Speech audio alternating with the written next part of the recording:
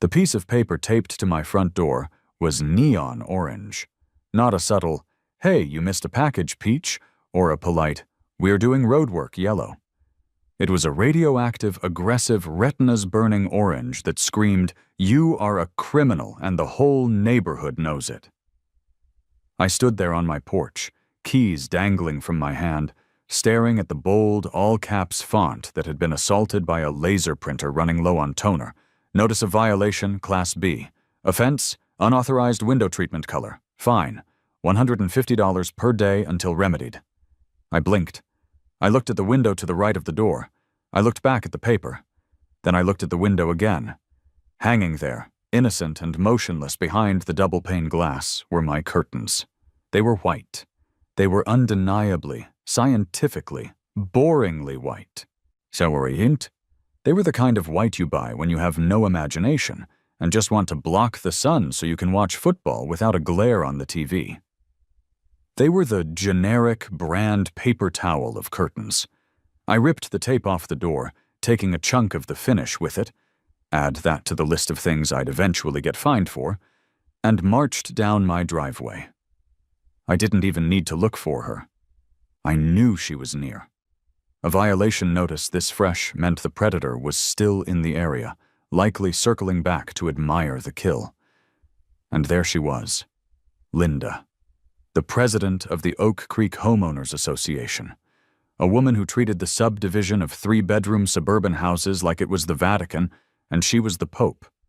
If the Pope wore floral print capris and had a haircut that defied gravity through the sheer power of hairspray and spite, she was standing 3 driveways down, measuring the length of the Hendersons' grass with a literal ruler. "Linda!" I shouted. She didn't jump. She didn't turn quickly. She rotated slowly, like a tank turret acquiring a target. She adjusted her sunglasses, oversized tortoise-shell monstrosities that made her look like a judgmental insect, and offered me a tight, practiced smile that didn't reach her eyes. "Good afternoon, Mark," she said. Her voice was sugary, but it was the kind of sugar that rots your teeth instantly. "I trust you received the correspondence?" I waved the neon orange flag of surrender in the air. "Correspondence? You taped a ransom note to my door. What is this? Unauthorized window treatment?" "Linda, they're white curtains. I bought them at Target. The package said white." "Not off-white. Not cream. Just white." She sighed, closing her eyes as if my stupidity was physically painful for her. She tucked her ruler into her oversized tote bag, which I assumed was filled with the crushed dreams of children and homeowners. She began the slow walk toward my driveway, her sandals slapping against the asphalt with a rhythmic thwack, thwack, thwack that sounded like a countdown clock. "Mark, Mark, Mark," she tutted, stopping at the edge of my lawn. She never stepped on the grass. She knew that would be a violation of Bylaw 8.4 regarding unnecessary foot traffic on manicured sod. "Don't mark. Mark me, Linda. Look at the window," I pointed. "Tell me what color that is." She lowered her sunglasses, peering over the rim. She squinted at my living room window. "It's clearly ivory," she said, the word dripping with disdain. "Ivory? Are you insane? It's white cotton." "It has a yellow undertone," she corrected, pulling a thick binder from her bag. This was the book. The covenants, conditions, and restrictions. The CC and Rs. The Bible of Oak Creek. She flipped it open with practiced efficiency, landing on page 42 before I could even blink. "Section 4, paragraph 2, subsection C," she recited, not even looking at the text. She had it memorized. "All window coverings visible from the streetscape must be pure white or bright white. This is to ensure a uniform, clean aesthetic for the community.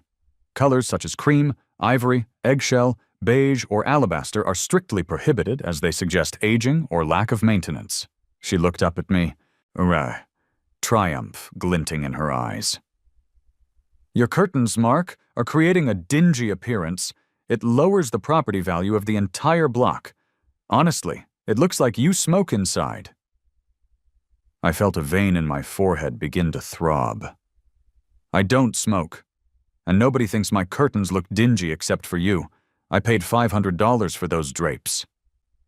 "Then you paid $500 to break the law," she said simply. She tapped the orange paper in my hand. "You have 48 hours to remove them. After that, the fine increases to $300 a day for willful non-compliance. Have a blessed day, Mark." She turned and walked away, thwack, thwack, thwack, heading toward the Hendersons' house to presumably tell them their grass was 3 millimeters too high. I stood there, vibrating with rage. I looked at my curtains. The sun was hitting them. Maybe if I squinted, and if I had suffered a severe concussion recently, they looked warm, maybe a little soft, but ivory? Dingy? This was a power trip. This wasn't about aesthetics. This was about Linda needing to feel like she owned the street. I walked back into my house, slammed the front door, and threw the orange paper onto the kitchen counter. I walked into the living room and stared at the offending fabric. They were nice curtains, heavy, thermal-lined, good for keeping the heat out. I grabbed the hem of one and held it up to the white trim of the windowsill. Okay. Technically, the trim was a stark, glossy white, and the curtains were a soft, matte white. There was a difference detectable only by the Hubble telescope or a woman with too much time on her hands. But a difference nonetheless. I grabbed a beer from the fridge, cracked it open, and sat on the couch, staring at the window. I had two choices. Choice A, I could fight it. I could go to the monthly meeting, stand up during the open forum, and argue the semantics of the visible light spectrum. I could bring paint swatches. I could bring a spectral analyzer. But I knew how that would end. Linda controlled the board. The board was comprised of Linda, her best friend Karen, yes, actually named Karen, and a guy named Jerry, who I'm pretty sure was asleep for every meeting since 2018. I would lose. Choice B, I could comply. I could take down the curtains, go back to the store, buy the blindingly bright, hospital-grade white curtains that looked like sheets stolen from an asylum, and hang them up. I took a long sip of beer. I was a rational man. I was a project manager for a logistics company. I dealt with problems for a living. The path of least resistance was choice B. It would cost me maybe $200 and an afternoon. It was the adult thing to do. I finished the beer. I crushed the can. I was going to do choice B. I was going to be a good neighbor. I was going to give Linda exactly what she wanted. Pure, unadulterated compliance. The next morning, I took the day off work. Not specifically for the curtains, but I told myself I needed a mental health day. The health part was debatable, considering I spent the first 2 hours of it seething in the aisle of a bed bath and beyond. I was holding 2 different packages of white curtains. One was labeled Snow, and the other was labeled Arctic. "Can I help you find something?" a teenage employee asked. He looked tired. He had no idea he was stepping into a minefield. "Which one of these is whiter?" I asked, holding them up. He blinked. They look the same to me, man." "They can't be the same," I snapped, slightly too aggressive. "One is Snow, one is Arctic. Linda will know the difference. Linda sees wavelengths of light that human beings aren't supposed to process." The kid took a step back. "Okay, the Arctic one looks brighter, I guess? Good, give me 6 panels." I bought the Arctic white curtains. They were polyester. They felt cheap. They were so white they actually hurt my eyes under the fluorescent store lights. They were perfect. I spent the afternoon taking down my ivory offenses. I packed them away in a box, feeling a strange sense of loss. They were good curtains. They tied the room together. Now, I was putting up these monstrosities. By 4 p.m., the new curtains were up. My living room looked sterile. It looked like an examination room. It lacked warmth. It lacked character. But by God, it was white. I went outside to the curb to inspect my work. From the street, the windows looked like blank sheets of paper. It was aggressive. It was compliant. It was over. I took a picture of the house, texted it to the HOA emergency number, which went directly to Linda's iPad, and captioned it, "Remedied, pure white. Please confirm." I waited. 10 minutes passed, then 20. My phone buzzed. "Linda, better. But please ensure the pleats are uniform. The one on the far left looks bunched. We want a tailored look, Mark." I stared at the phone. I laughed. A short, dry, humorless bark of a laugh. Oh, She couldn't just say, okay. She had to comment on the pleating. I went inside and fixed the pleat. I sat down. I thought it was over. 2 days later, another neon orange paper appeared on my door. Notice of violation, Class B. Offense, non-compliant texture transparency. Fine. $300. Repeat offender surcharge. I didn't walk to her house this time. I waited for her to do her rounds. I sat on a lawn chair in my driveway, beer in hand, like a sentry guarding the gates of hell. She came around the corner at 5:15 p.m. She saw me. She didn't falter. She walked right up to the edge of the driveway. Problem, Mark? You tell me, Linda, I said, keeping my voice dangerously low. I bought the white curtains. I bought the Arctic white. They are whiter than your teeth. They are whiter than the lies you tell yourself about being a beloved community leader. What is the problem? She sighed, clutching her clipboard. Mark, while the color is technically compliant, the material is not. At night, when your lights are on, the transparency of the cheap fabric creates a silhouette effect. We can see the outline of your furniture. It looks cluttered. Furthermore, the fabric has a waffle weave texture. The bylaws state smooth satin or tight weave finish. The waffle texture catches the streetlights and creates shadows that look messy. I stood up slowly. You're fining me for texture? For shadows? We are fining you for failing to maintain the standard, she said. Bylaw 4.2, C. It's all in the book, Mark.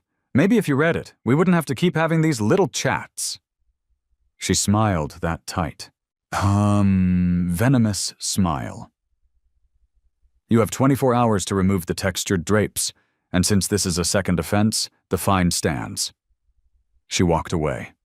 Thwack, thwack, thwack. I went inside. I didn't slam the door. I closed it very, very gently. I walked to the kitchen. I made a pot of coffee. I cleared the dining room table. I went to my office and retrieved the binder. The thick, dusty binder they gave me when I bought the house 5 years ago. The CC and Rs. I sat down. I cracked my knuckles. Okay, Linda, I whispered to the empty room. You want to play by the book? Let's read the book. I read until my eyes burned. I read through dinner. I read through midnight. I highlighted. I used sticky notes. I cross-referenced via Google. The language was archaic. It was repetitive. It was restrictive. It banned pink flamingos. Then there are. It banned above-ground pools. It banned working on cars in the driveway. It banned window coverings that weren't white. Window coverings. That was the phrase. Over and over again. Window coverings, curtains, blinds, shutters, drapes. All window coverings visible from the street must be white. I kept reading. I was looking for the definition of a window. Section 8.1. Architectural integrity. Homeowners are responsible for the maintenance and repair of all glass surfaces. Windows must be kept clean and free of cracks. Section 8.2. Replacements. Replacement of windows must be consistent with the architectural style of the home, modern colonial. Frames must be white vinyl or painted wood. I scanned down. No stickers, decals, or temporary signs may be affixed to the glass. Okay, no stickers. But what about the glass itself? I turned to the section on stained glass. Surely there was a ban on stained glass. I found it. Section 8.5. Lead light or stained glass accents in entry doors are permitted provided they are tasteful and abstract. No religious symbols or text. Entry doors. Okay. What about main windows? I scoured the pages. I looked for living room, picture window, facade. Nothing. There was absolutely nothing in the bylaws that prohibited the glass itself from being colored. The rules were entirely focused on what hung behind the glass, curtains, or what was stuck to the glass, decals. The bylaws assumed that windows were clear. They assumed that if you wanted privacy, you used a covering. But what if the window was the privacy? I leaned back in my chair. The sun was coming up. I was exhausted, wired on caffeine, and smiling like a maniac. The rule said window coverings must be white. It did not say windows must be clear. It did not say the glass cannot be art. And it definitely didn't say You cannot replace your standard double-pane glass with a custom, permanent, leaded glass architectural installation depicting the descent of the soul into eternal damnation. I grabbed my phone. It was 6 a.m. I searched for custom stained glass artists near me. I scrolled past the hobbyists making sun catchers on Etsy. I needed a professional. I needed someone who worked with structural glass, someone who could replace a 6-foot by 8-foot picture window. I found a website that looked like it hadn't been updated since 2004. The background was black. The text was red. The header said, "Vinny's Glass and Iron." If it breaks, we fix it. If it ain't broke, we make it pretty. There were photos of church restorations, dive bar windows, and what appeared to be a glass portrait of a bulldog wearing a tuxedo. I dialed the number. It rang 7 times. A voice that sounded like it had been gargling gravel answered. "Yeah, Vinny's." "Vinny," I said. "My name is Mark. I have a rush job. It's a big window, a residential picture window." "I'm booked out 3 months, pal," Vinny grunted. "I'm willing to pay double," I said, "and it's a spite project against an HOA." There was a pause, a long, heavy silence. Then I heard the sound of a lighter flicking and a deep inhale. "Spite, huh?" Vinny's voice changed. It got warmer. "I hate HOAs. My HOA fined me for having a birdhouse that was too rustic." "What are we talking, abstract? Geometric?" "No," I said, looking out the window at Linda's house across the street. "Figurative, highly detailed. I need a scene." "What scene?" "Have you ever read Dante's Inferno?" Vinny chuckled. It was a wet, rattling sound. "The Divine Comedy? Hell yeah. I did a Purgatorio for a biker club in Jersey once. Which circle are we doing?" "All of them," I said, "but mostly the 8th circle, the fraudulent, and I have specific reference photos for the faces of the sinners." "I'm listening," Vinny said. "I can be there in an hour." Vinny arrived in a van that looked like it had survived a war zone. It was a rusted Ford Econoline with Vinny's Glass spray-painted on the side in what I hoped was stencil, but feared was freehand. Vinny himself was a mountain of a man. He wore a stained white tank top, cargo shorts, and leather work boots. He had a gray ponytail and tattoos that looked like they were done in a prison kitchen. He walked into my living room, ignored my outstretched hand, and walked straight to the window. He tapped the glass. "Cheap builder grade," he scoffed. "Thermal seal is probably blown anyway. You're doing yourself a favor replacing this garbage." He pulled out a tape measure. 84 inches by 96. Big glass, heavy glass. We're going to need to reinforce the frame. He turned to me. "All right, show me the inspiration." I opened my laptop. I had prepared a PowerPoint. "Okay," I said. "This is Linda." I pulled up a photo of her from the neighborhood newsletter. She was pointing at a pothole with a scowl. Vinny nodded. "Good bone structure for a demon. Sharp nose, pointy chin. We can work with that." "I want her here," I said, pointing to the center of the design I had roughly sketched. "She needs to be in the center of the composition, maybe submerged in pitch or being poked by devils." "Classic Inferno is pitch," Vinny said, scratching his beard. "But for visual impact, fire, lots of reds and oranges. Maybe she's holding a clipboard. The irony of bureaucracy and hell?" "Yes," I said, "a burning clipboard. And here," I swiped to the next photo. "This is Jerry, the treasurer. He sleeps through meetings." "Sloth," Vinny said immediately. "We put him in the mud, asleep while the swamp consumes him. Blues and murky greens." "And Karen," I showed the picture of Linda's sidekick. "She's the one who reports people for leaving their trash bins out 10 minutes too long." "Treachery," Vinny decided. "Frozen in ice, but looking judgmental about it. Cold blues. Sharps shards of white." Vinny grabbed a sketch pad from his back pocket. He started drawing with a charcoal pencil. His hands, thick and calloused, moved with surprising delicacy. In 5 minutes, he had a rough composition that looked like a heavy metal album cover mixed with a Renaissance masterpiece. "The glass," Vinny said, looking up. It's gotta be opaque enough that you don't need curtains, screw their curtains, but translucent enough that the sun lights it up from the outside during the day, and your indoor lights blast it out to the street at night. Can we do that? Cathedral glass, Vinny said. Opalescent. You can't see through it, but it glows. From the street, it'll look like a glowing mural. From inside, it'll look like you live inside a kaleidoscope. How much? I asked. Vinny looked at the sketch, then at the window, then at Linda's house across the street. Materials and labor, usually this is a $10,000 job. But because I want to see the look on that lady's face, $7 grand, half up front. I wrote the check immediately.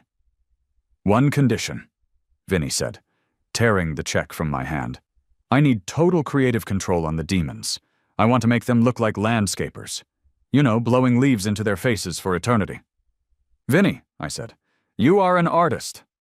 The fabrication took 3 weeks. During that time, I paid the daily fines for my waffle texture curtains without complaint. I sent the checks with little smiley faces drawn on the memo line. Linda must have thought she had broken me. She stopped stopping by. She thought she had won. She had no idea. When Vinny called to say the panels were ready, I felt a thrill of adrenaline that I usually only associated with extreme sports or tax evasion. We install tomorrow, Vinny said. It's gonna be loud. We gotta rip the old frame out. You might want to warn the neighbors. I'm not warning anyone, I said.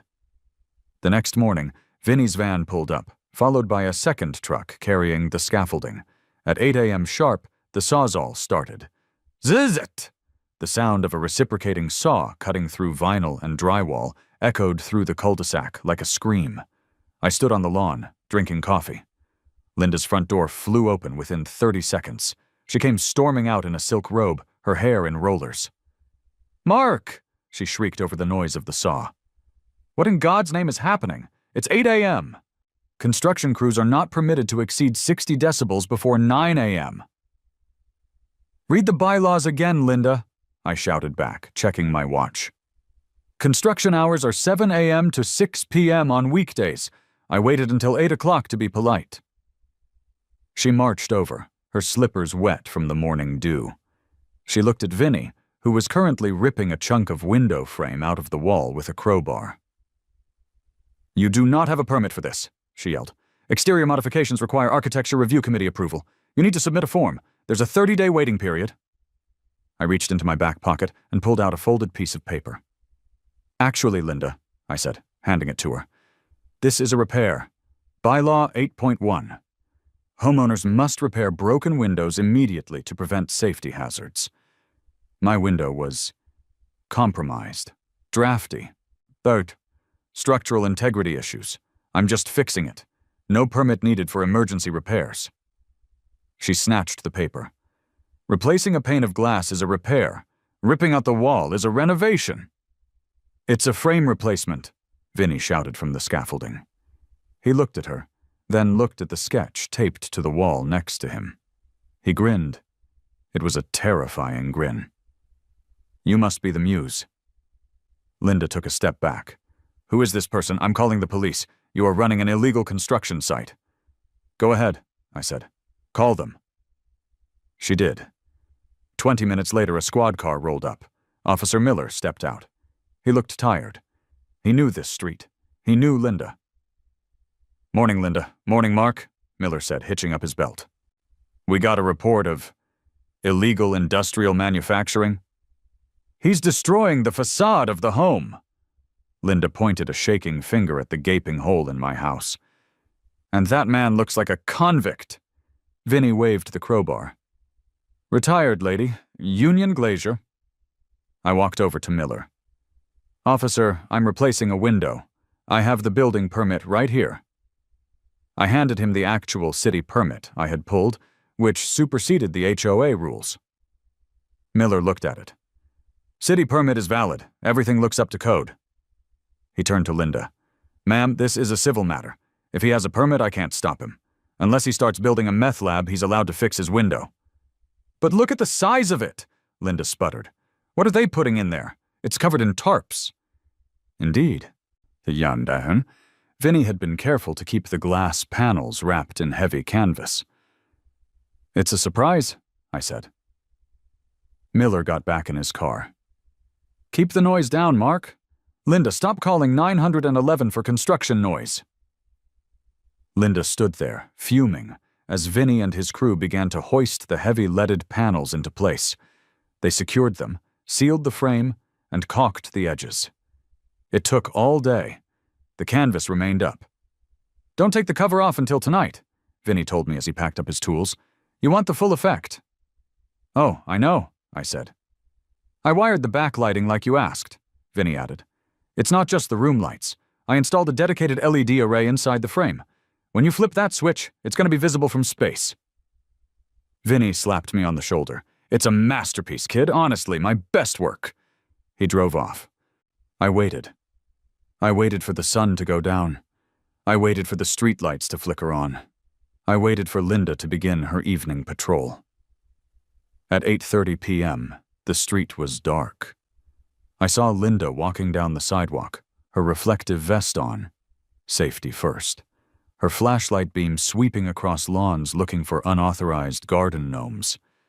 She reached the front of my house. She stopped. She was staring at the canvas tarp that was still taped over the massive new window. I was inside, standing by the switch. My heart was hammering against my ribs. "Showtime," I whispered. I flipped the switch. Click. It wasn't a click, really. It was a heavy industrial thunk as the breaker engaged the dedicated circuit Vinny had installed. And then there was light. If you have ever stared directly into the high beams of a semi-truck while standing in a dark tunnel, you might have a fraction of an idea of what happened next. But this wasn't just white light. It was color. Violent. Saturated. Biblical color. From inside my living room, the LED array, 50,000 lumens of pure, unadulterated power, blasted against the back of the opal glass. It didn't just illuminate the window, it weaponized it. I heard a gasp from the street. It was a wet, choked sound, like someone had just been punched in the gut. I walked to the front door, opened it, and stepped out onto the porch. The canvas tarp was still hanging over the glass, glowing from behind like a nuclear reactor melting down inside a tent. The silhouette of the lead lines was visible, a jagged, chaotic map of impending doom. Linda was standing on the sidewalk, her hands shielding her eyes, her mouth slightly open. What is that?" she stammered. The glow was so intense it was casting a shadow of her onto the Hendersons' garage across the street. "Mark, turn that off, it's blinding." "It's art, Linda," I shouted, walking down the steps. I grabbed the rope Vinny had left dangling from the corner of the tarp, a quick-release knot he'd rigged up like a stage curtain. "You wanted window treatments?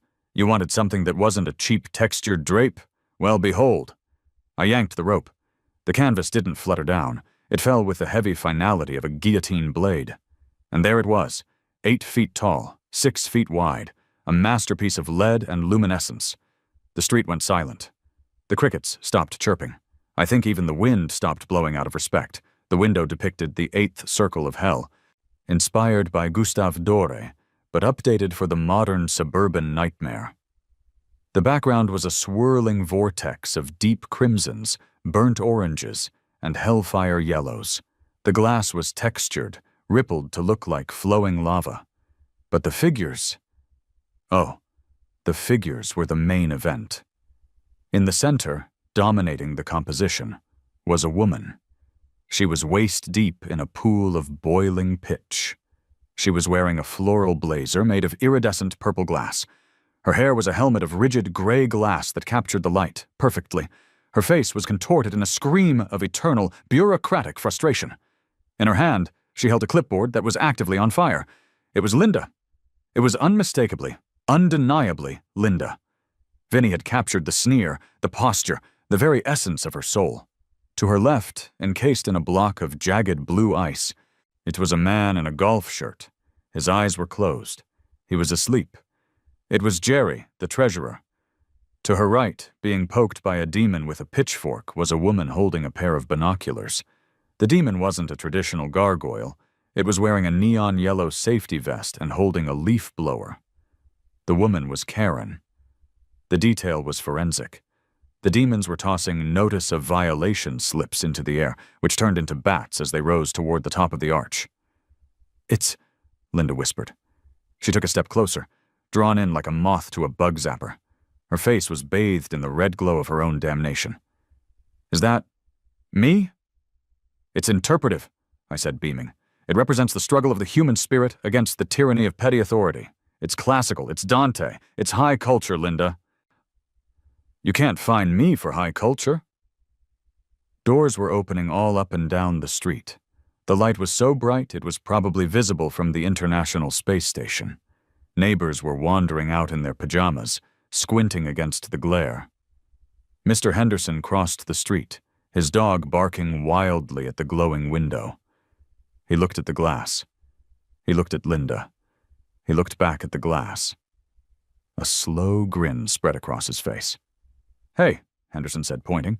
"Is that Jerry? Why is he blue?" "Circle of Sloth," I announced to the gathering crowd like a museum curator. "Frozen in inaction. And there's Karen, in the clutches of the malicious compliance demons." "This is hate speech," Linda shrieked.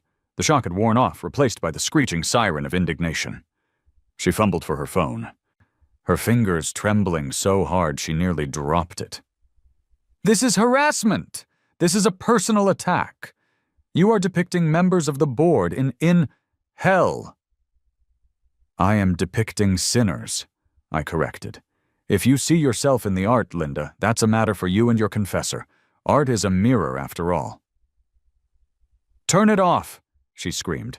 "Turn it off right now. It's light pollution. It's offensive. It's not white. The window isn't a covering," I yelled back, channeling my inner lawyer.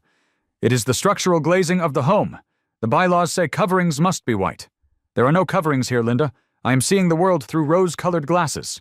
Or, in this case, hellfire red glasses." She dialed 911. Again. "Yes, I need an officer. It's him again. He's put up a mural of death. It's glowing." "It's frightening the children." I looked around. The only child present was the Hendersons' 12-year-old son, who was filming the window with his phone and saying, "That is so metal." I walked back up to my porch and sat on the railing. I had a front-row seat to the meltdown.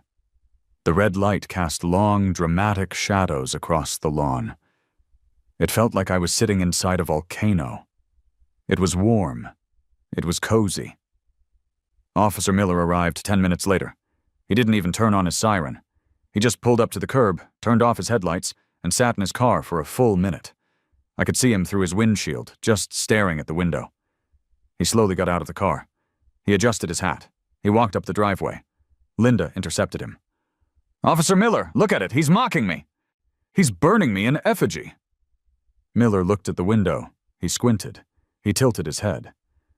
"That's some quality glasswork," Miller said. "Is that leaded?" "It's harassment," Linda wailed. "Ma'am," Miller sighed. "Is it obscene? Are there naked body parts?" "Well, no," Linda admitted. "But the demons are poking Karen." "With leaf blowers," Miller noted. He chuckled. He actually chuckled. "Look, Linda, it's a window. It's on his house. Unless it exceeds the municipal brightness ordinance, which is for commercial signage, by the way, there's nothing I can do. It's freedom of expression. It's an eyesore." "I don't know," Miller said, scratching his chin. "I think it adds a little color to the neighborhood. Everything is so beige around here." He turned to me. "Mark, maybe dim it down a notch after 10 p.m. For the pilots landing at the airport?" "Will do, officer," I said, saluting. Miller got back in his car. As he drove away, I saw him snap a picture of the house out of his driver's side window. Linda stood on my lawn, trembling. The crowd of neighbors was growing. Someone had brought popcorn. I'm not joking. Mrs. Gable from 3 doors down was eating Pop Secret out of a bowl while staring at the glass version of Karen. "This isn't over, Mark," Linda hissed. Her face was flushed, blending perfectly with the red light radiating from the window. "I am calling an emergency board meeting. Tomorrow morning, 8 a.m. on this lawn. You will be fined. You will be sued. We will put a lien on your house so fast your head will spin." I'll have the coffee ready, I said. The next morning, the sun hit the window from the outside. Vinny was a genius. The opalescent glass didn't just look good at night. In the daylight, it was a dense, shimmering wall of art. You couldn't see in, which gave me total privacy, but the sunlight filtering through cast a kaleidoscopic wash of colors onto my living room floor. My beige carpet was now a mosaic of purple, red, and gold. At 7:55 a.m., I opened my front door. I had set up a card table on the porch. I had a thermos of coffee, and I had a guest. David was my college roommate. He was also a real estate attorney who specialized in unusual property disputes. He drove a Porsche, wore suits that cost more than my car, and possessed a hatred for HOAs that bordered on pathological. When I called him last night and sent him the photo of the window, he drove 3 hours just to be here. "Good morning, gentlemen." "Or ladies," David said smoothly as the board assembled on my lawn. Linda was there. Jerry was there, looking like he'd just woken up, accurate to the art. Karen was there, clutching her pearls. They had brought a folding table of their own and set it up on the grass. "Who is this?" Linda snapped. "This is a closed executive session of the board." "I'm David Gold," David said, sliding a business card across the gap between the porch and the lawn. "I represent Mark in all matters regarding his artistic endeavors. And since you are conducting this meeting on his private property, I am inviting myself." Linda ignored the card. "Mark is in violation of bylaw 8.1, 8.2, 4.2, and the moral decency clause of the community charter. We are voting to impose a retroactive fine of $5,000 and a mandatory removal order." "The contractor has already been called. He will be here at noon to smash that monstrosity." David laughed. It was a cold, terrifying sound. "Linda, Linda, Linda," David said, opening his briefcase. "You're thinking small. You're thinking about bylaws. I'm thinking about federal law." He pulled out a document. "This," David said, holding it up, "is a copyright registration for a work of visual art titled The Suburban Inferno, created by Vincent Vinny Moretti, a recognized artisan. Mark here is merely the custodian of the work." He pulled out another document. "And this is a summary of the Visual Artists' Rights Act of 1990, or VARA. It protects works of recognized stature from destruction, mutilation, or modification. Since this artwork is permanently integrated into the structure of the building, i.e., it is the window itself, you cannot remove it without destroying it. If you order a contractor to smash this window, you are committing a federal crime against the artist's moral rights. Vinny is very litigious. I spoke to him this morning. He's excited to sue you personally, Linda, not the HOA. You." Linda blanched. "That's ridiculous. It's a window. We can regulate windows." "You can regulate maintenance," David countered. "Is it broken? No. Is it leaking? No. Does it violate the white covering rule? No, because there is no covering. It is glass. And nowhere in your CC&Rs, which I read 3 times last night, by the way, very poorly written, does it state that glass must be clear. In fact, Section 8.5 permits stained glass accents. It does not define the size of the accent. In this case, the accent is the whole wall." Jerry spoke up. "But I'm blue. Why am I blue?" "Artistic license," David said. "Now let's talk about the harassment suit we're preparing." "Harassment?" Linda sputtered. "Targeted enforcement," David said, ticking points off on his fingers. "You find Mark for cream curtains. You find him for texture. You find him for shadows. You have created a hostile living environment. Mark has suffered emotional distress. He had to turn his home into a fortress of solitude just to feel safe. If you touch that window, if you levy one more fine, we will file a suit for selective enforcement, harassment, and, since you're using HOA funds to pursue a personal vendetta, breach of fiduciary duty. We will bankrupt the association. Your reserves will be gone. The neighborhood pool? Gone. The landscaping budget? Gone. All to pay for my billable hours." David leaned forward. "And I am very expensive, Linda." The silence on the lawn was heavy. The neighbors, who had once again gathered to watch the show, were murmuring. "She's gonna bankrupt us," Mrs. Gable whispered loudly. "I want the pool." "Linda, drop it," Jerry said, suddenly awake. "I don't want to be sued. I just want to go back to bed." "But look at it." Linda pointed at the window. In the daylight, her glass likeness was staring judgmentally at her real self. It was a meta-crisis of infinite proportions. "I think it's nice," Karen said quietly. Everyone looked at her. "I mean, the leaf blower demon is sort of cute." Linda threw her clipboard down. It hit the grass. It didn't burst into flames, which was a disappointment, but the symbolism was there. "Fine," she screamed. "Fine. Keep your ugly window. Keep your hell house. But don't expect to be invited to the Christmas block party." "Linda," I called out as she stomped away. "I'm Jewish. I've never gone to the Christmas block party." She didn't look back. She marched to her house, slammed the door, and presumably closed all her blinds so she wouldn't have to see her own burning effigy staring back at her. David closed his briefcase. "My work here is done. That'll be $2,000, Mark." "Worth every penny," I said. 2 months later. The neighborhood has changed. Not a lot, but enough. Linda resigned as president, citing stress and medical reasons. Jerry took over. He hasn't called a meeting in 6 weeks. The grass in the common areas is a little long, but nobody cares. My window has become a local landmark. I catch people slowing down as they drive by to take photos. I've heard rumors that the teenagers in the area call my house the Cathedral of Cool. I was sitting in my living room on a Saturday morning.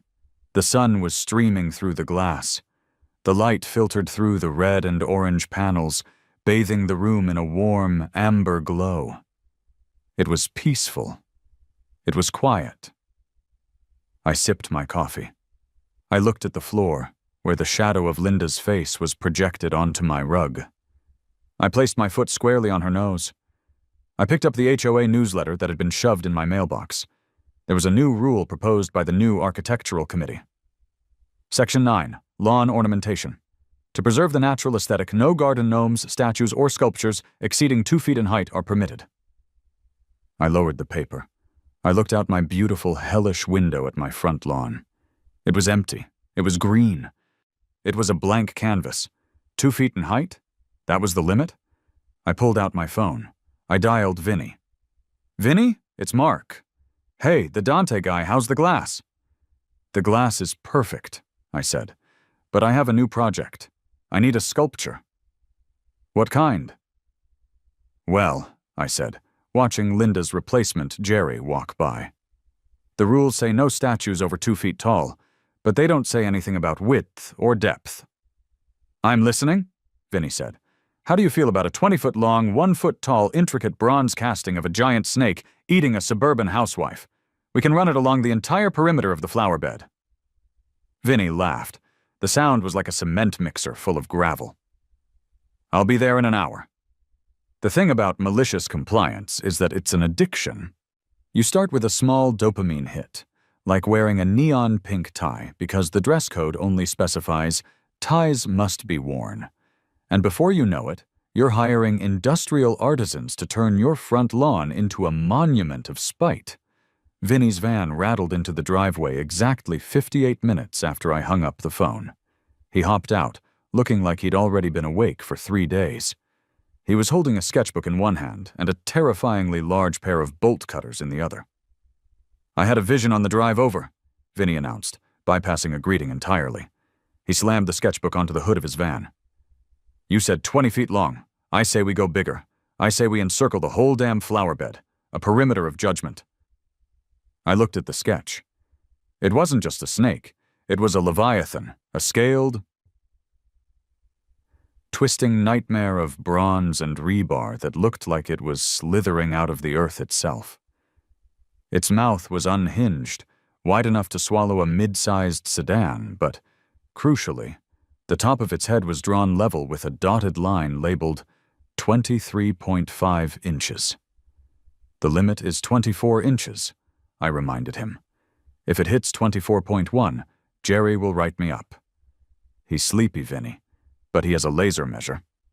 "Precision engineering," Vinny scoffed, lighting a cigarette and ashing it into my hydrangeas. "We cast it in sections. We sink the belly into the mulch. The highest point, the dorsal fin, right here. We keep it 23 inches. Safe zone. But the length? There's no law against length, right? I checked 3 times, I said, grinning. Height restrictions apply to vertical structures. There is no restriction on horizontal footprint other than the property line setback. Vinny cracked his knuckles. Then we're building the Great Wall of Snake. I'm gonna need more scrap metal. And maybe a welder. Construction began on a Tuesday. If the stained glass window was a surgical strike, this was a siege. Vinny brought a crew this time. 2 guys named Sal and Tiny, who was roughly the size of a vending machine, spent the morning digging a trench around my flower beds. They weren't planting petunias. They were laying a rebar foundation. The sound of arc welders crackling filled the cul-de-sac. Zzzz crack. Jerry, the new HOA president, emerged from his house around 11 a.m. He was wearing a bathrobe and holding a coffee mug that said "World's Okayest Golfer." He walked halfway down his driveway, looked at Tiny, who was currently bending a steel pipe with his bare hands, and just stopped. He watched for a solid minute. Then he turned around and went back inside. Jerry knew when he was outmatched. But Linda? Linda couldn't stay away. She was no longer on the board, but she was still the spiritual leader of the Let's Make Mark's Life Hell coalition. She appeared at the edge of my lawn at noon, disguised as a casual walker. She was wearing a visor and holding 2 one-pound dumbbells, pumping her arms aggressively. "Gardening, Mark?" she called out. Her voice was thin, strained. She was trying to look past Vinny's van to see what was happening in the trench. "Landscaping," I yelled back over the sound of a grinder. "Just adding some borders. You know how important curb appeal is." "It looks industrial," she yelled, eyeing a pile of rusted gears and automotive transmission chains that Vinny had dumped on a tarp. "It's steampunk rustic," I shouted. "Very trendy. It's all the rage in, Berlin." She narrowed her eyes. "Remember the height restriction, Mark. Section 9, no statues over 2 feet. "I have a ruler right here, Linda. We are compliant." She huffed and power-walked away. I turned to Vinny. "She's suspicious." "Let her be," Vinny muttered, welding a motorcycle chain onto the spine of the metal beast. "Suspicion breeds fear. Fear breeds respect. Hand me that blowtorch." It took 4 days. 4 days of grinding, welding, and pouring concrete. The result was hideous. It was beautiful. It was terrifying. It was the Ouroboros of Oak Creek. The sculpture snaked around the entire perimeter of my front garden, nearly 60 feet of continuous metal. Vinny had constructed it out of recycled junk. The scales were old saw blades, dull mostly. The eyes were red reflectors taken from a bicycle. The teeth were spark plugs. It looked like a cyborg anaconda that had crawled out of a landfill to seek revenge on humanity. And it was low. It hugged the ground, twisting and undulating through the mulch. At no point did it rise above knee height. It was essentially the world's most aggressive garden edging. The pièce de résistance was the head.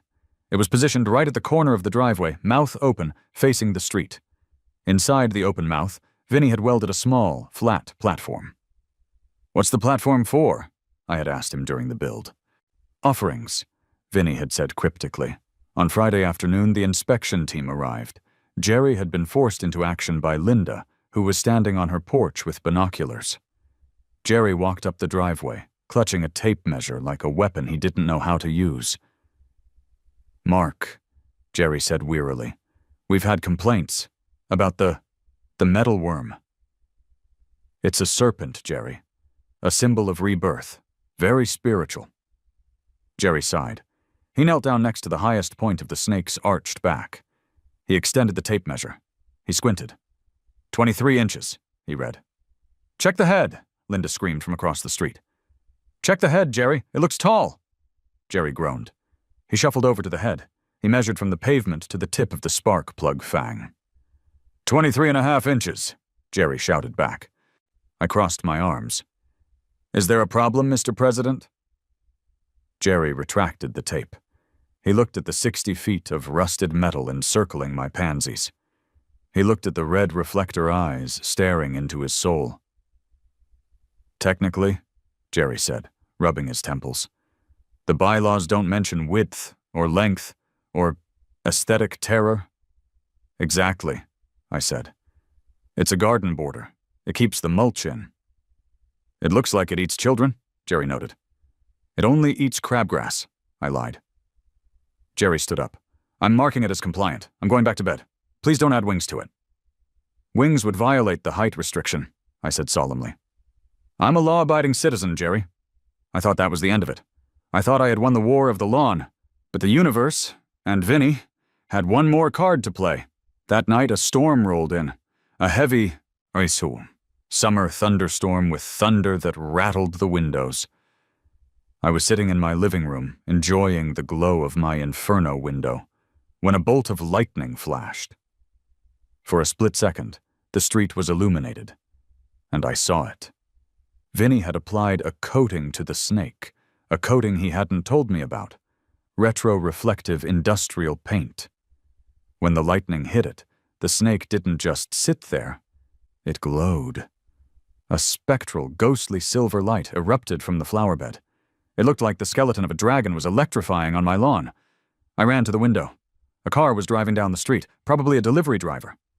As his headlights swept across my yard, the snake flared up in the darkness, 60 feet of glowing, reflective predator.